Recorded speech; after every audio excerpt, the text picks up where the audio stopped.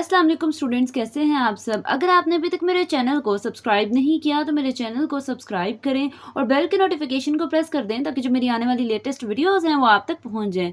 आज की जो मेरी वीडियो है इसमें मैं सप्लीमेंट्री प्रॉब्लम नंबर 55 को एक्सप्लेन करने लगी हूँ। तो सबसे पहले क्वेश्चन की स्टेटमेंट देखते हैं। ये एक बहुत ज़्यादा लेंथी क्वेश्चन नहीं है, ठीक है, और इसमें जो हमारे पास कुछ पॉइंट्स हैं वो बहुत कह लें ईजी से हैं और ये कह लें शॉर्ट क्वेश्चन में आपको आ सकता है। तो सबसे पहले क्वेश्चन की स्टेटमेंट देखते हैं। स्टेटमेंट में लिखा हुआ है if vector A is a constant vector prove that del R dot A is equal to A. अब हमारे पास क्वेश्चन की स्टेटमेंट में वो बता रहे हैं कि जो वेक्टर है, जो ए है, वो हमारे पास कांस्टेंट वेक्टर है।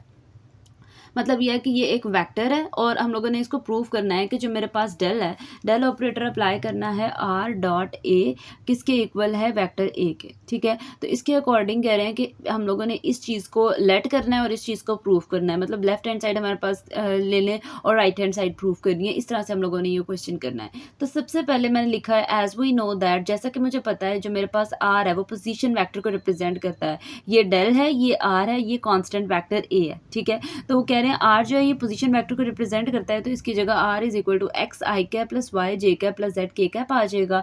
सिमिलरली जो मेरे पास वेक्टर ए है उसकी जगह A one I cap plus A two J cap plus A three K cap आ जाएगा, ठीक है। आर वेक्टर भी हो गया, मतलब पोजीशन वेक्टर भी हो गया, और वेक्टर ए जो कॉन्स्टेंट वेक्टर है वो भी हो गया। अब हम लोगों ने लेट करना है left hand side. Left hand side अगर लेट किया तो उसकी जगह मैंने क्या लिख दिया, डेल आर डॉट ए, ठीक है। अब डेल की जगह हम लोगों ने जब इसका प्रूफ करना है तो हमारे पास देखें किस तरह से हम इसका प्रूफ करेंगे। आर की जगह मैंने लिख देना है पहले डेल की जगह partial over partial X I cap plus partial over partial Y J cap plus partial over partial Z K cap, मतलब आर डेल की जगह उसकी वैल्यू पुट कर देनी है।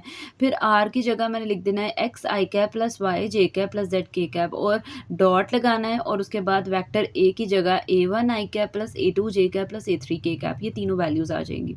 अब इसके बाद नेक्स्ट स्टेप ये करना है कि एक्स की मल्टीप्लिकेशन कर देनी है इसके साथ, ठीक है। मतलब आई डॉट आई क्या हो जाएगा, 1, तो एक्स की मल्टीप्लिकेशन करें अगर ए वन के साथ तो एक्स ए वन आ जाएगा, प्लस वाई की मल्टीप्लिकेशन करें अगर ए टू के साथ तो वाई ए टू आ जाएगा, प्लस जेड की मल्टीप्लिकेशन करें अगर इसके साथ, मतलब के डॉट के भी 1 होता है, तो ये दोनों नंबर्स एक दूसरे के साथ मल्टीप्लाई, ये दोनों वैल्यूज एक दूसरे के साथ मल्टीप्लाई हो जाएंगी, तो जेड की मल्टीप्लिकेशन हो जाएगी ए थ्री के साथ। इस तरह से हम लोगों ने सिंपल मल्टीप्लिकेशन की है, ठीक है, और मतलब मेरे पास आंसर्स आ गए हैं। उसके बाद नेक्स्ट स्टेप में क्या करना है, मैंने जो मेरे पास partial over partial X I cap है, अब ये मेरे पास जो वैल्यू आई है इसके साथ ना आई कैप है, ना जे कैप है, ना के कैप है, मतलब ये मेरे पास कोई वेक्टर नहीं रहा। अब ये एक स्केलर क्वांटिटी हो गई है, ठीक है। तो स्केलर की जब मैंने मल्टीप्लिकेशन करनी है तो पार्शियल ओवर पार्शियल एक्स के साथ सेपरेटली लिखा जाएगा, आई कैप बाहर, plus partial over partial Y के साथ सेपरेटली लिखा जाएगा, और उसके बाद जो मेरे पास जे कैप है वो लास्ट पे लिख दिया जाएगा, और पार्शियल ओवर पार्शियल जेड मतलब एज इट इज़ आएगा, और साथ इसके साथ वैल्यू आ जाएगी यहाँ पे भी एज अ